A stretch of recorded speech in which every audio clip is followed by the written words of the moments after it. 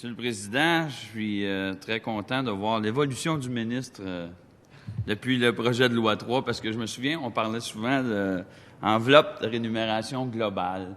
Puis on disait, dans le temps du projet de loi 3, bien, on ne peut pas diviser la tarte 50-50 lorsque des employeurs ont pris des congés de cotisation pendant X années pour aujourd'hui leur filer aux travailleurs. Puis là, tantôt, dans son élancé, il nous dit... Bien oui, il y en a qui ont pris des congés de cotisation, puis ça a un prix et tout. Fait que je suis content, cette évolution-là. Pendant le projet de loi 3, j'avais de la misère, on dirait, il faire comprendre. Alors là, je vois que le ministre, on va entamer le projet de loi 126 avec une autre vision. En plus, le ministre nous dit que le lieutenant-gouverneur nous salue ce matin, puis il appuie le projet de loi 126. Alors, toutes mes salutations au lieutenant-gouverneur. Mais j'aimerais savoir si lui a une retraite indexée garantie pour vous saluer si hautement ce matin face au projet de loi 126. Alors ça, on ne le sait pas, mais on a des bons doutes. Alors, Monsieur le Président, bien entendu, en entrée de jeu, je dirais encore une fois, malheureusement, trop souvent à l'Assemblée nationale, un projet de loi qui est mis sur la table avec pas de délai. Les gens n'ont pas le temps de se préparer. On parle ici de régime de retraite. On sait, là, les chiffres actuariels, des calculs interminables là, pour bien des gens, sauf les actuaires qui, eux, en mangent dans leur soupe. Mais bien entendu, c'est toujours très, très complexe lorsqu'on parle de régime de retraite. On dépose ce régime de retraite-là, puis on dit, bien là, c'est tout de suite, on passe, on va écouter les mémoires, envoyez vos mémoires, vous avez 1 mois pour les envoyer, on commence les auditions. Bien entendu, on peut pas dire que le ministre, c'est faux lorsqu'il dit que les retraités, c'est plus difficile à rejoindre que les actifs, mais une chose est certaine, lorsque le coût, puis je dirais pas le coût de bord, là, mais lorsque le coût est vraiment divisé aux retraités et aux actifs, c'est bien dommage, Monsieur le Président, mais on se doit de prendre le temps nécessaire de rencontrer les gens retraités parce que directement, ils sont touchés. Et malheureusement, je l'expliquerai un peu plus tard, dans le projet de loi 3, on s'était dit, je me souviens, comme si c'était hier, Monsieur le Président, on avait une inquiétude, on disait, est-ce que les gens qui sont à leur retraite, en départageant 50-50 comme vous voulez le faire, est-ce que les gens vont se retrouver avec un chèque avec moins d'argent dessus à la fin du mois? La réponse était non. On était rassurés. On a gelé leur indexation pour un certain temps parce qu'on disait, dans le temps, l'équité intergénérationnelle, très importante, tout le monde doit payer leur dû. Puis dans ce temps-là, il me semble que moi, j'essayais de faire valoir encore plus, de dire, bien, l'employeur qui a pris des congés de cotisation devrait payer cette part-là, tous ces congés-là. Mais dans ce temps-là, le ministre n'était pas si ouvert qu'il a semblé ce matin en parlant de congés de cotisation. Mais bref, ce projet-là est cané, à tort ou à raison, et aussi devant les tribunaux. Alors, nous allons voir qu'est-ce qui va en sortir. Mais bref, ici, ce qu'on dit aux retraités, vous êtes difficile à rejoindre, ce qui est vrai, c'est pas toujours simple à rejoindre les retraités, mais on ne fait pas juste dire vous allez payer une part du gâteau on n'a pas eu les chiffres exacts à savoir est-ce que c'est la juste part ou une trop grosse part ou une trop petite part, mais bien entendu, vous allez payer une part du gâteau, pas juste pendant 4-5 ans. Par la suite de ça, on va couper ce qu'on avait les contrats qu'on vous avait garantis de dire vous avez telle ou telle indexation à vie. Mais là, face à la pérennité du régime de retraite, des cadres, on dit, bien là, on est à 86 %, donc il va falloir regarder pour s'assurer que ce régime-là ait une bonne pérennité dans le futur. Personne ne peut être contre ça, M. le Président, bien entendu. Mais lorsqu'on dit aux retraités, vous n'avez pas le temps de venir nous voir, vous êtes difficile à rejoindre, puis on va aller toucher à des clauses rétroactives jusqu'à 1982. Monsieur le Président, excusez-moi, là, mais je trouve qu'on y va fort. On y va très, très fort. De dire que les retraités doivent faire leur part, j'ai pas trop de problème avec ça. Les retraités ont surtout pas trop de problème avec ça. Le plus gros problème qu'ils ont, c'est qu'eux disent, il y a une loi en Régie des rentes du Québec qui dit que si vous voulez modifier ma rente, que je m'étais entendu et qu'on a par contrat, vous devez m'aviser. Alors, ces gens-là, comme le dit si bien le ministre, on n'a pas pu toutes les rejoindre. Mais en bout de piste, on va les rejoindre un jour parce qu'on va les rejoindre sur leur chèque. Parce qu'on va le couper, le chèque. Là, ça va être facile de les rejoindre cette journée-là, mais aujourd'hui, on n'est pas capable de leur dire « Est-ce qu'on peut trouver une manière? Est-ce qu'on peut vous entendre? » Alors, on se fait le devoir, comme opposition, de tenter de passer le message au ministre et à toute son équipe pour faire entendre ces retraités-là. Alors, j'ai reçu une multitude de courriels expliquant diverses situations. Le fond est toujours le même, Monsieur le Président. On n'a pas été entendu et on coupe notre retraite, pas juste pour un bout de temps, on coupe, notre retraite, c'est pas le bon mot, Monsieur le Président, je m'en excuse, on coupe l'indexation et par la suite, on enlève ce qu'on avait négocié. Fait que c'est pas juste un gel d'indexation. Donc, c'est unanime. Alors, j'invite les gens qui veulent envoyer un petit mémo au ministre, je leur garantis que pendant l'étude article par article, je vais lire leur message au ministre. Bien entendu, ils auront cette voix-là de plus pour se faire entendre. Ça va me faire un plaisir de leur lire.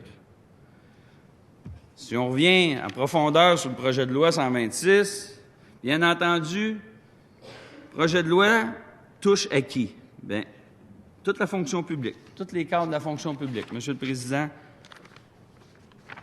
le régime est offert à tous les cadres, au réseau des organismes gouvernementaux, il est administré, bien entendu, par Retraite Québec. Lorsqu'on dit un régime qui est mature, Monsieur le Président, c'est qu'il y a autant d'actifs qui payent en ce moment, autant de retraités qui bonifient du régime. Alors, bien entendu, ça fait un régime qui est à 100% utilisé. C'est sûr que ça a des coûts. Monsieur le Président, qu'est-ce qu'il faut comprendre de tout ça? C'est que la plupart des employés sont au REGOP, puis un jour, ont une offre, que ce soit au gouvernement direct, dans la commission scolaire, dans les collèges, dans tous ces régimes-là. Un jour, quelqu'un a une offre, dit « Est-ce que ça te tenterait d'être cadre? » X, Y fonction de cadre. La personne dit « Oh, il me reste peut-être 7-8 ans à travailler, je sais pas. » Bien, ça va être quoi le salaire? On ne peut pas bonifier énormément ton salaire, il est déjà réglementé, mais on peut se rattraper en t'envoyant à la retraite peut-être un petit peu plus hâtivement et surtout un petit peu plus bonifié. Donc, la personne retourne chez elle, réfléchit à tout ça. Bon, je suis à la fin de ma carrière, j'ai les compétences, mon boss m'offre ça, moi je saute dans le bateau puis j'y vais. Bien entendu, Monsieur le Président, on n'a pas besoin d'aller à l'université, là. La personne, elle a payé un certain taux toute sa vie. À la fin, elle a une chance qui est offerte par qui? Par le gouvernement, par les cadres. C'est nous qui prenons la décision de dire on a besoin d'un autre cadre, d'un nouveau cadre, soit pour remplacement, soit pour un ajout. Donc, on offre. Donc, le gouvernement sait qu'en offrant ça, on débalance cette caisse-là, ce régime de retraite-là, parce que cette personne-là a travaillé pendant 20 ans à un certain taux qui a cotisé dans son régime de retraite, puis on va y bonifier, parce qu'on l'attire avec ça en plus. C'est ça notre ligne à pêche. On dit, on ne peut pas vraiment te donner un gros salaire bonifié, mais au moins, on va se reprendre sa pension en 7, 8, 9 ans. Donc, tout ça fait un déséquilibre par rapport au régime de retraite. On arrive avec certaines nouvelles positions, 50-50. Il y a des choses là-dedans qui ont une belle logique. On ne peut pas dire que ce projet de loi-là est complètement sorti des nues. Bien entendu, M. le Président, tantôt, s'il me reste du temps, je vous lirai. Il y a des choses qui sont bien là-dedans. On vient rejoindre ce qu'on a donné ou ce qu'on a offert à plusieurs personnes au gouvernement. Pas de trouble avec ça. Une chose est certaine, si le gouvernement ou tous ces paliers-là continuent à dire aux gens qui ont payé pendant 20 ans un certain régime, viens-t'en avec nous en haut, ça va toujours se débalancer. Jamais ça va pouvoir avoir une équité pour le futur. Alors, ce projet de loi-là, les gens, les cadres actifs ont dit au gouvernement, puis le gouvernement a dit « Je suis bien prêt qu'il y ait une table qui se crée pour qu'on regarde le problème au plus profond qu'il est. » Pourquoi qu'on ne le fait pas là, M. le Président? Pourquoi on se casse la tête à faire un projet de loi 126, là, qu'on dit on va faire une table là, en 2018, là, on va l'avoir la patente. M. le Président, c'est pas sérieux.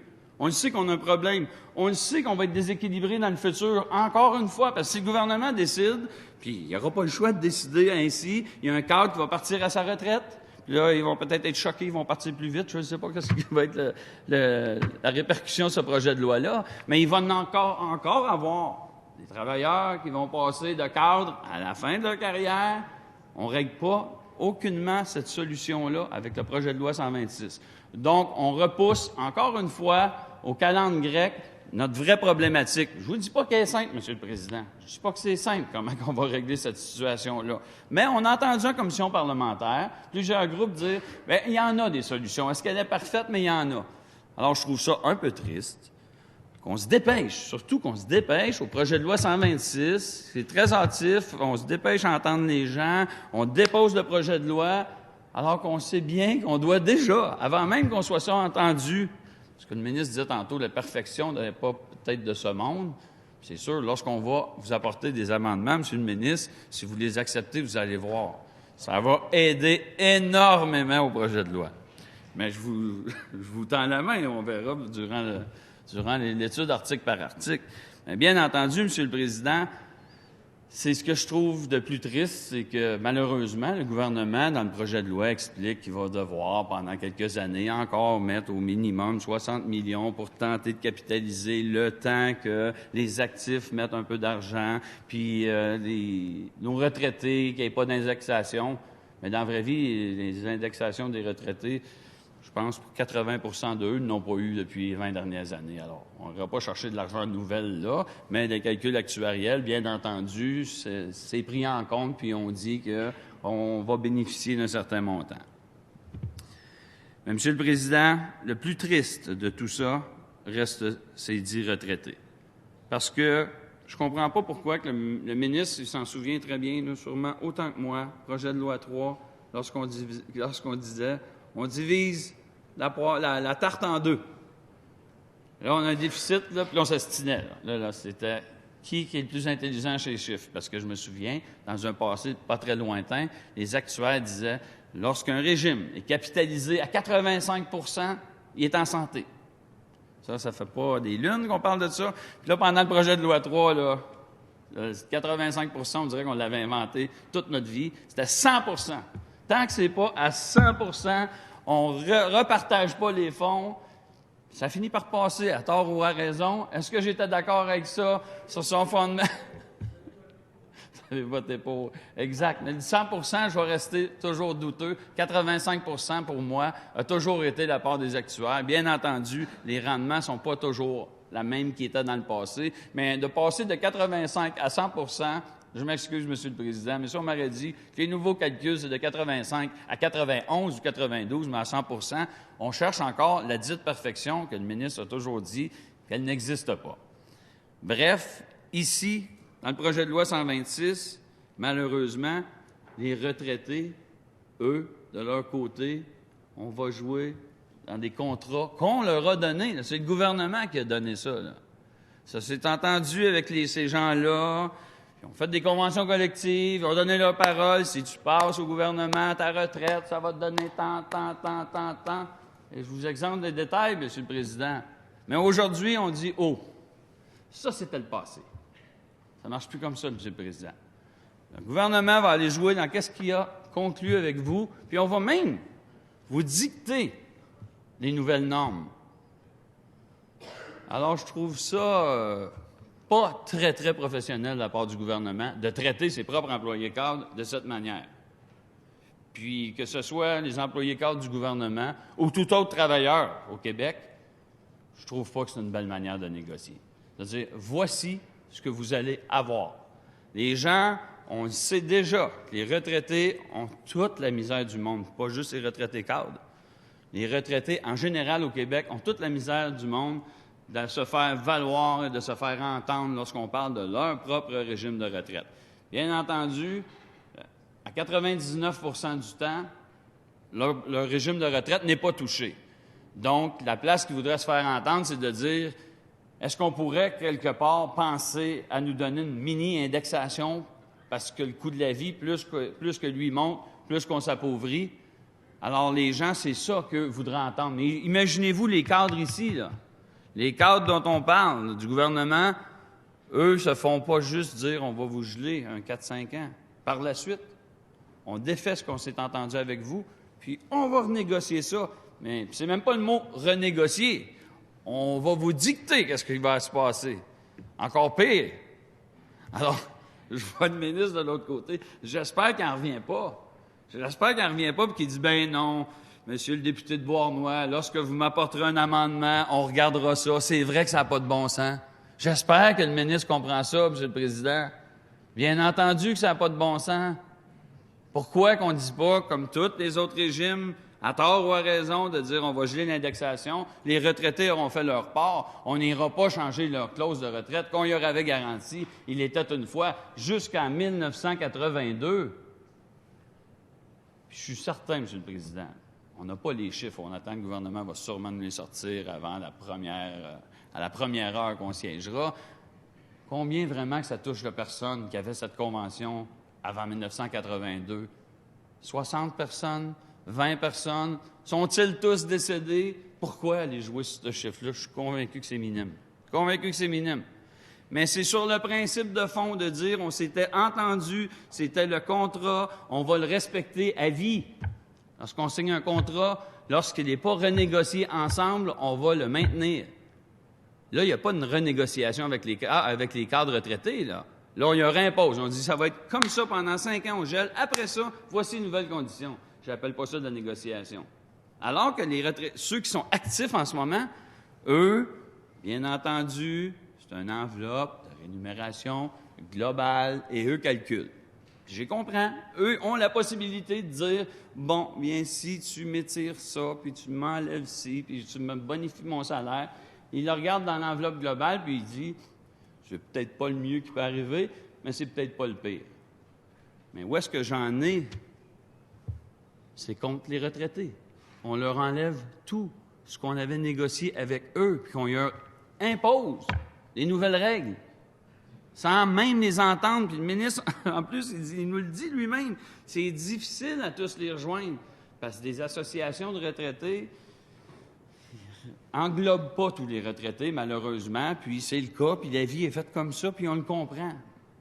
Hein, pourquoi qu'on va aller trouver une manière, alors qu'il y a une règle très claire à la Régie des rentes du Québec qui nous dit que si on veut modifier les règles des contrats des retraités, il faut les aviser et s'entendre avec eux.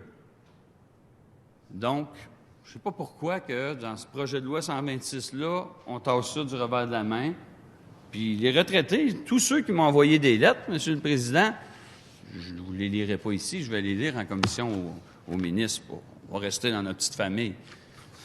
Le ministre veut vous les envoyer. On va vous en faire une copie après que vous les ayez lus, M. le ministre, ça va me faire plaisir.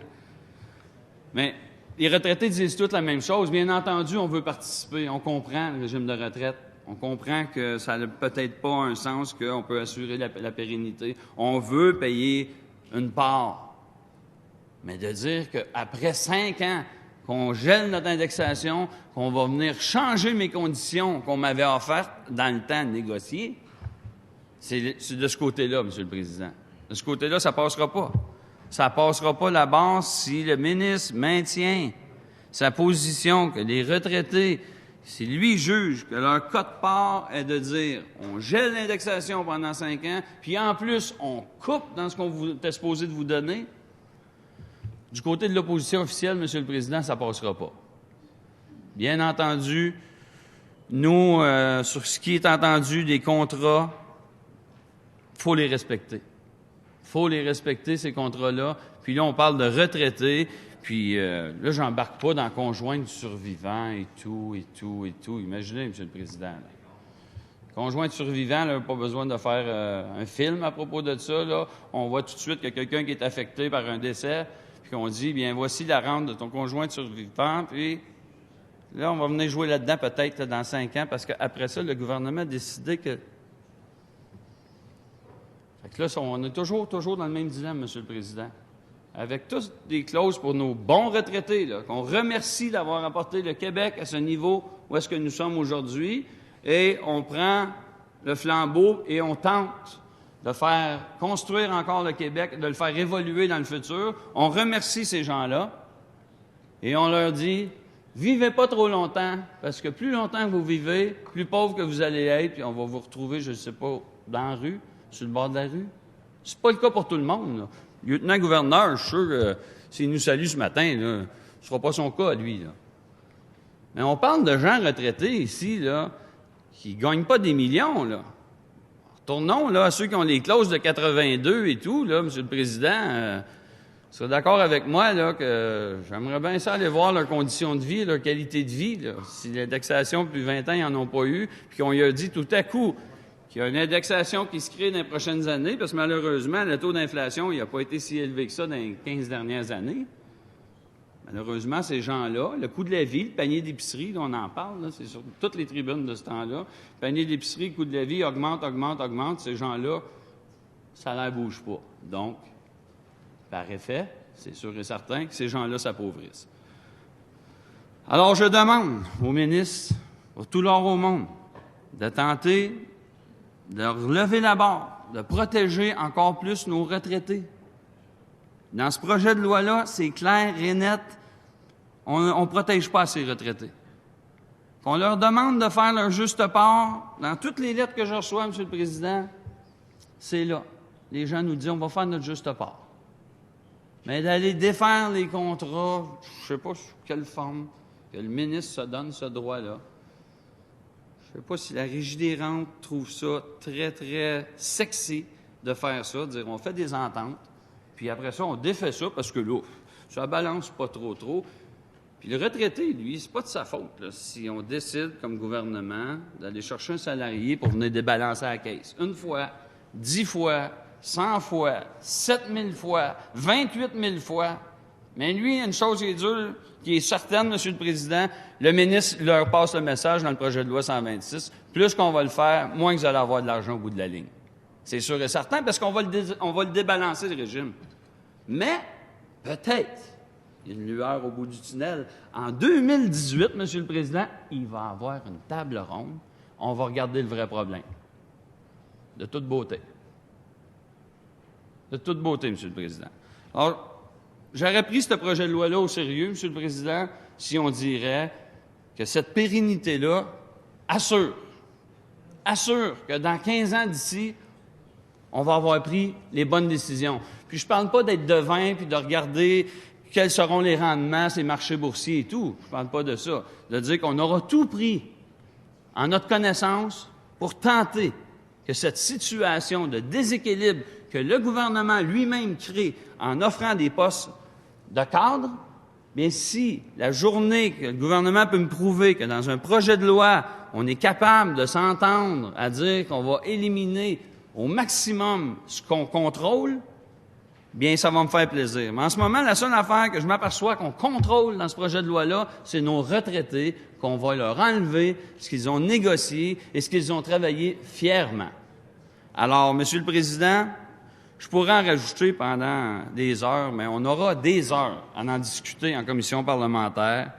Alors, ça me fera plaisir et je réinvite les gens à ne pas se gêner s'ils ont des commentaires que je lis au ministre, je vais lui lire. Ça va me faire plaisir de les représenter. Comme ils sont difficiles à rejoindre, mon courriel est assez simple à rejoindre, le député de Beauharnois. Ça me fera plaisir de répondre, de passer le message. Et bien entendu, Monsieur le Président, je tiens à remercier quand même les gens qui, avec un peu d'invitations de court terme, soit 1 mois, 2 semaines, 3 semaines, se sont présentés en commission parlementaire avec des mémoires. Et tous les autres qu'on a appelés peut-être 2-3 semaines à la dernière minute, dire « Mais le ministre serait prêt à vous entendre si vous êtes prête. » Donc, il y en a une couple qui ont levé la main, qui ont dit « Bien, on va y aller. » Pour venir nous dire, bien entendu, ce qu'on vient d'entendre. La plupart, c'est des retraités qu'on a entendus à la fin, parce que était plus difficile à rejoindre. Mais je remercie tous ces gens-là d'avoir envoyé leurs mémoires, même ceux qu'on n'a pas entendus en commission parlementaire. On a lu les mémoires. C'est sûr que bien souvent, ça s'entrecoupe et le sujet revient toujours le même. C'est nos fameux retraités qu'on veut leur enlever leurs droits qu'ils avaient acquis dans le passé. Alors, on aura la chance d'en discuter. Alors, Monsieur le Président, c'est sûr que l'opposition officielle va voter contre le principe de ce projet de loi-là. Merci. Il m'indique qu'il a envie de faire. Alors, à vous, Monsieur le ministre, pour votre droit de réplique. Merci beaucoup, Monsieur le Président. Honnêtement, c'est, je pense, la première fois sur l'adoption d'un principe que de projet de loi que je pilote comme ministre, que je me lève pour une réplique au niveau du principe. Mais je pense que c'est fondamental de le faire ce matin. Je suis consterné, sincèrement consterné d'apprendre de la bouche du député de Beauharnois qu'il va recommander, je présume, à sa formation politique de s'opposer à l'adoption du principe du projet de loi 126. C'est son droit. Mais il faut que les gens qui nous écoutent là, sachent ceci. Si sa position était majoritaire dans cette Chambre, ça empêcherait le projet de loi 126 d'évoluer. Et dans son intervention, il s'est drapé plusieurs fois dans les droits des retraités. Les conséquences de ne pas aller de l'avant avec le projet de loi 126 serait à l'égard des retraités une catastrophe totale, Monsieur le Président, en ce que non seulement, ce que le député de Beauharnois disait, vous savez, vous empêchez de les indexer, puis tout ça, ce ne serait pas de l'indexation, il n'y aurait plus de rente de retraite. Pourquoi? Parce que le régime de retraite dont on parle aujourd'hui est en déficit actuariel de 1,8 milliard. 1,8 milliard. Je ne sais pas si le député de Beauharnois a ça dans son compte de banque. S'il l'a, il pourrait lui faire un chèque parce qu'il semble avoir les adresses d'à peu près tous les retraités qui y écrivent. Je vais faire deux suggestions au député de Beauharnois. D'abord, de reviser sa position sur l'évolution que ce projet de loi-là devrait avoir parce que les conséquences de ne pas l'adopter sont catastrophiques pour les gens précisément qui sont les plus à risque, c'est-à-dire les retraités. Deuxièmement, s'il veut véritablement participer aux travaux de la commission parlementaire au niveau de l'article par article et d'avoir des propositions constructives, ce qu'il nous a dit qu'il aurait, je vais y en faire une proposition constructive. Transmettez-nous immédiatement les lettres que vous avez, plutôt que de faire du temps en commission parlementaire à nous les lire. Et peut-être qu'on pourrait prendre les devants puis contacter justement ces retraités-là, parce que le gouvernement, Monsieur le Président, a un intérêt à cœur, c'est celui des gens qui cotisent à ce régime-là, qu'ils soient actifs ou retraités. Et c'est la raison pour laquelle nous l'avons fait. D'ailleurs, Monsieur le Président, je vous invite à lire le préambule du projet de loi, parce que dans le préambule du projet de loi et dans les notes explicatives, on indique que le projet de loi est le résultat d'une entente avec l'ensemble des cotisants actifs. Le député de Beauharnois reconnaît une seule chose dans son intervention, c'est la difficulté que nous puissions avoir à contacter les retraités. Si tous les actifs du régime actuel sont d'accord avec l'adoption du projet de loi, expliquez-moi donc en quoi la position du député de Beauharnois qui s'oppose à l'adoption du principe peut être bénéfique à ce régime-là. Et si, et nous l'avons déposé en commission parlementaire au niveau des interventions qui ont été faites lors des consultations particulières, nous avons des lettres d'associations de retraités qui disent « Nous sommes d'accord avec le principe ». Le député de Beauharnois, il représente qui ce matin? Est-ce qu'il représente une opposition partisane ou s'il représente l'intérêt des gens qui ont un avantage à voir ce régime-là sauvé? C'est fascinant de voir une attitude semblable, Monsieur le Président, et quand je dis que je suis consterné, là, je vous le dis avec toutes les fibres dont je suis capable ce matin. Le député des Chutes de la Chaudière a fait une remarque. Honnêtement, je ne l'aurais pas fait en réplique si ce n'eût été que de ça, de dire effectivement, il a parfaitement raison, que les congés de cotisation au régime ont été faits en 2000 et 2001. En 2000 et 2001, Monsieur le député de Beauharnois, vous ne le savez peut-être pas, mais c'était votre parti qui était au pouvoir. Alors, si vous voulez taper sur la tête du gouvernement, vous pourrez le faire sur ceux qui étaient là, d'ailleurs, en 2000 et 2001 et qui ont consenti aux cotisations du régime. Quand on veut tomber dans la partisanerie, Monsieur le Président, on descend le niveau. Quand on parle de l'avenir de ceux qui ont construit le Québec aujourd'hui et qui sont aujourd'hui des retraités qui ont le droit d'avoir l'assurance de la pérennité du régime de retraite auquel ils ont cotisé, on doit relever le niveau. Et c'est ce que j'invite le député de Beauharnois à faire. Il y a le temps de changer d'idée parce qu'on n'a pas encore voté sur l'adoption du principe. J'espère qu'il le fera parce que, sincèrement, le jupon de la sérénité, là, ici, commence à dépasser largement, puis je pense qu'il est en train de tomber largement sur le tapis. Je veux féliciter le député des Chutes de la Chaudière lui dire que je salue son ouverture d'esprit et qu'avec lui, je veux travailler en collaboration pour trouver la meilleure façon d'avoir le meilleur projet de loi possible.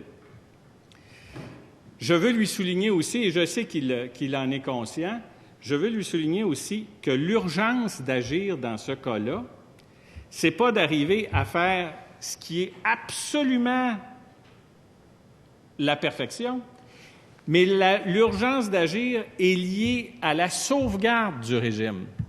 Et qu'une des raisons pour lesquelles nous estimons que ce projet de loi-là doit cheminer rapidement, c'est parce que le gouvernement, dans ce cas-là, et je l'ai dit dans les notes introductives, pose un geste sans précédent qui est de prendre à sa charge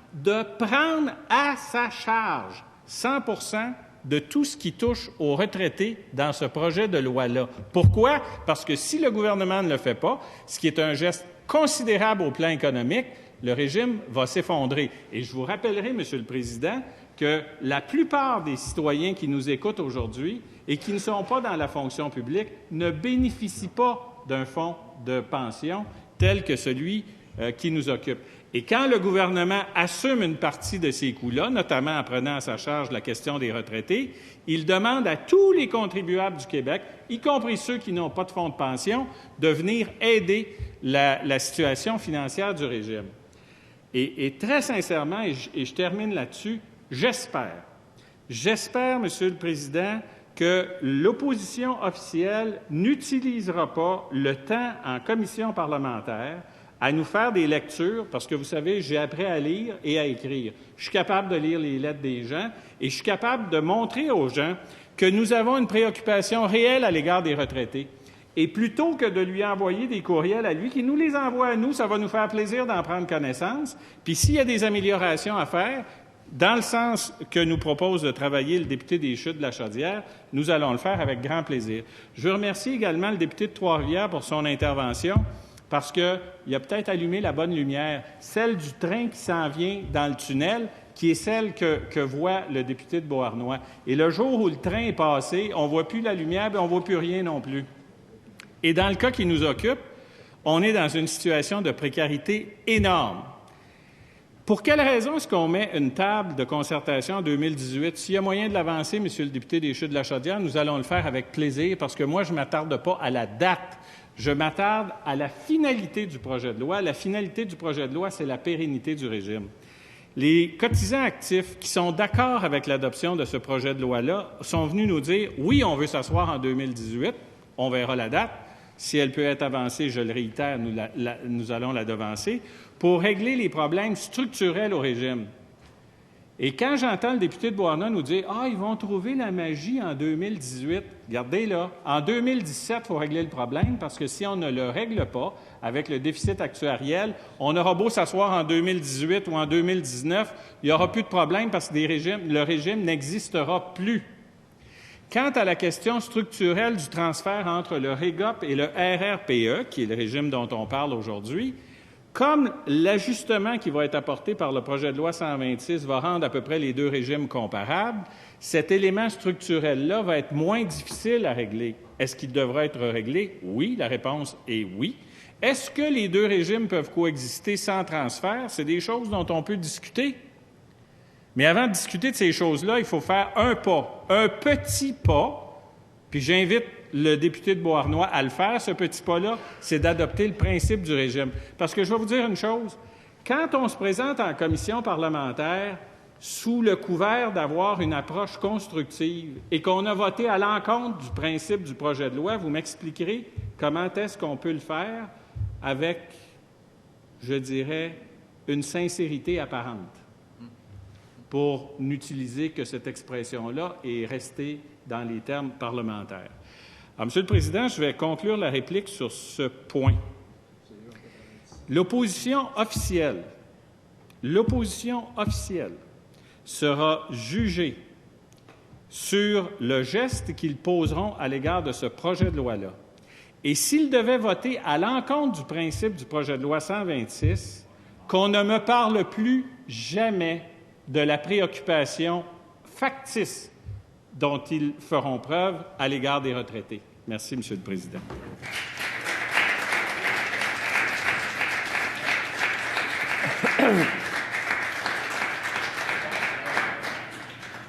Alors, s'il vous plaît, est-ce que le principe sur le loi numéro, parce que cette dernière intervention, parce que c'était un droit de réplique, met fin au débat sur le projet de loi, le principe du 126. Alors, est-ce que le principe sur la loi 126, loi favorisant la santé financière et la pérennité du régime de retraite du personnel d'encadrement et modifiant diverses dispositions législatives, est adopté? Adopté sur division.